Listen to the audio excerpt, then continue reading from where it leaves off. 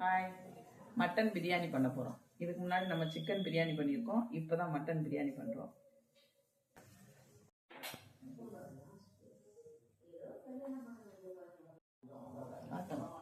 பிரியாணி பண்ணிடலாமா? கம்மியான எண்ணெய் ஊற்றி தான் நம்ம பிரியாணி பண்ண போகிறோம்.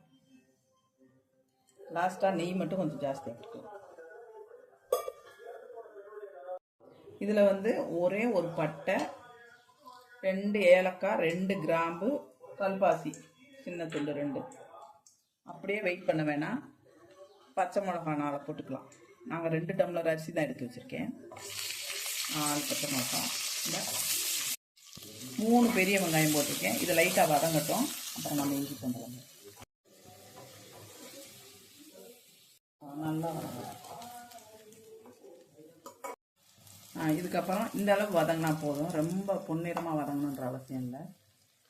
இப்போ நம்ம வெங்காயம், சின்ன வெங்காயம் அரைச்சி வச்ச பேஸ்ட்டு ஒரு 100 கிராம் அரைச்சி வச்சுருக்கேன்.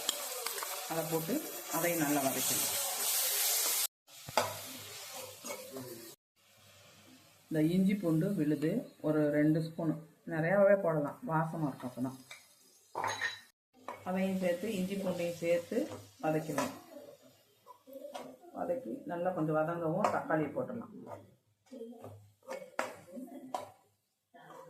இப்போ ஒரே ஒரு தக்காளி தான் நான் நறுக்கி வச்சுருக்கேன், அதை மட்டும் போட்டுக்கலாம்.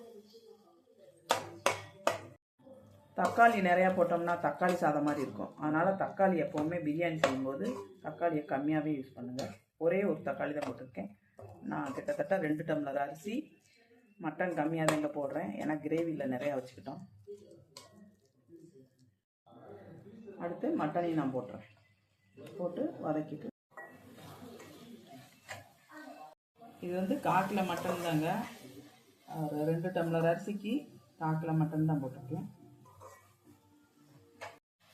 இந்த மட்டன் ஆஸ்திரேலியன் மட்டனா. நம்ம ஊர் மட்டன்லேயும் இதே மாதிரி பண்ணிக்கலாம். இது கொஞ்சம் சீக்கிரமாக வெந்துடும், அதுக்காகத்தான் இந்த வாங்கிட்டு பண்ணிட்டு. இந்த மட்டனில் கொஞ்சம் கொழுப்பு ஜாஸ்தியாக இருக்கும், அதனால தான் எண்ணெய் கம்மியாக வச்சுருக்கேன். இந்த மட்டன் சீக்கிரம் வெந்துடும்ன்றதுனால நான் பாத்திரத்தில் வச்சுருக்கேன்.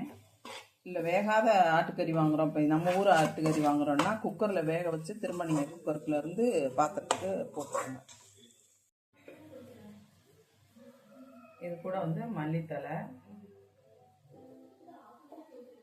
புதினா தலை போட்டாச்சு. இது ஒரு வதக்கு வரைக்கலாம். அப்புறம் தயிரை ஊற்றிட்டு மசாலாக்களை சேர்த்து, இப்போ நம்ம தயிர் ஒரு 25 மில்லி தான் எடுத்து வச்சுருக்கோம். அந்த தயிரையும் போட்டுக்கலாம்.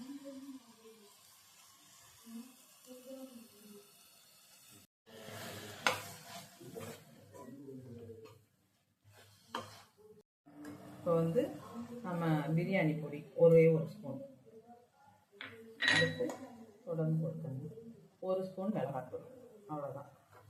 இதில் ஒரு இதில் ஒரு 2 ஸ்பூனு தேங்காய் பால்,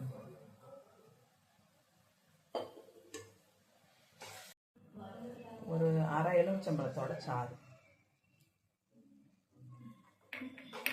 2 பிஞ்சு சுகர். சுகர் போட்டால் என்ன ஆகும்? அது ஈஸியாக வேகும், அப்புறம் ஒன்றோட ஒன்று ஒட்டாமல் வரும். அதுக்காக நிறையா சுகரை போட்டு விட்டு இனிக்க வச்சு பொங்கல் சோறு மாதிரி ஆக்கிறாங்க. அப்புறம் ஒரு மாதிரி இந்த பச்சை வெங்காயம் இதெல்லாம் போடுறோம்ல, அது ஒரு மாதிரி கதுப்பாக இருக்கும். அது இல்லாமல் கொஞ்சம் நல்லா சாப்பிட்றதுக்கு இதாக இருக்கும். கதுப்பானா துவப்பு மாதிரி இருக்கும், ஒரு மாதிரி எரிச்சலாக இருக்கும்ல, காரலாம் அந்த மாதிரி இல்லாமல் இது அதை மைல்டாக்கி காட்டும். அதுக்கு தான். தண்ணி ஊற்றிடலாம்.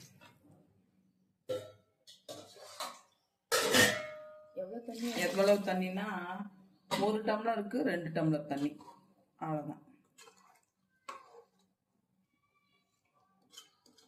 ஊற்றியாச்சு.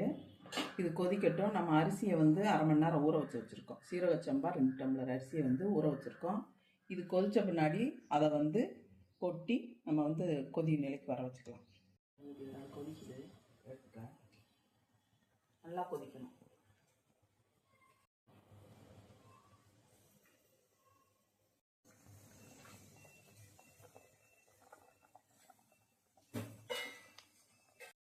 அரிசியெல்லாம் போட்டுருங்க.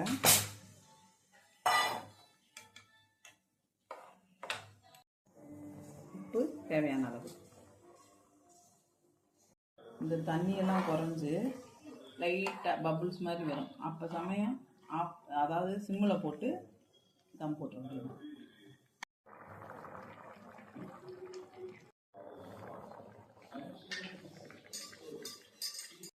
இந்த மாதிரி வந்த பின்னாடி தண்ணியும் அந்த சாதமும் கரெக்டாக இருக்கணும். இப்படி அப்போ நம்ம சிம்மில் போட்டுட்டு ஒரு தோசைக்கல் மேலே தூக்கி வச்சு அப்புறம் மூடியை போட்டுற வேண்டியதுதான். மேலே இந்த மாதிரி வச்சுருங்க. வச்சுட்டு நல்லா டைட்டாக மூடி இதுக்கு மேலே வச்சுருங்க.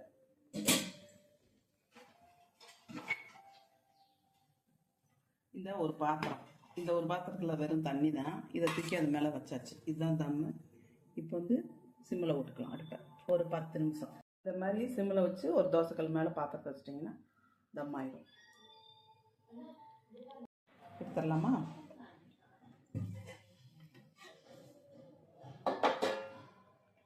பிரியாணி ரெடி.